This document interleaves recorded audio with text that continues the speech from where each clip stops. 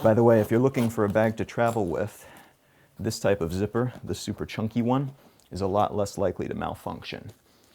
It's the more expensive type of zipper. So look for that if you can.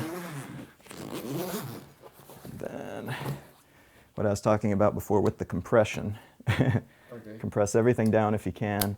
And here I've actually packed an extra laptop as well. And I've packed it underneath the socks. That way, first of all, it doesn't get damaged. This thing can be thrown around and nothing will get harmed. Okay. But also, in some circumstances, people who work for the TSA or who haul luggage, if they see a computer just sitting at the top of your luggage, iPads and stuff tend to disappear quite a bit. And then taking a bus also, if somebody just casually glances in your bag, they'll take something if it's on top, but if they have to dig for it, they're a lot less likely to. And I'm a big subscriber to the rolling method. And that means that you roll up all of your stuff as tight as possible, and that helps keep it from getting wrinkles. So you get a couple no matter what, but if you roll it nice and tight, the tighter you roll it, and if you make sure that there's no wrinkles as you're rolling it, then usually they're usable as you arrive, and it takes up a lot less space. And I'm a big subscriber to the rolling method. And that means that you roll up all of your stuff as tight as possible, and that helps keep it from getting wrinkles. So you get a couple no matter what, but if you roll it nice and tight, the tighter you roll it, and if you make sure that there's no wrinkles as you're rolling it,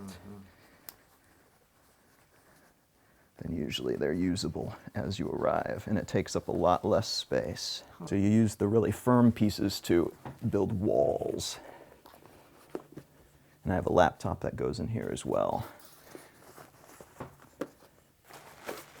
And that way, nothing gets damaged and everything is very easy to find because it's set up in a kind of a grid. And crease it where it's meant to be creased, like that. I'll fold it double up to the collar, and then double again.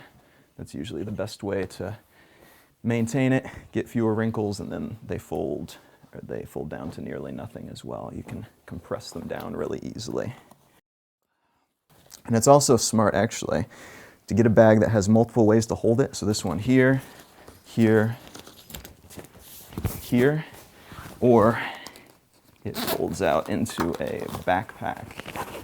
That way, if your arms start to ache as you're carrying things, or if you need to run somewhere, it's much easier to run with the backpack on than it is if you're holding multiple bags.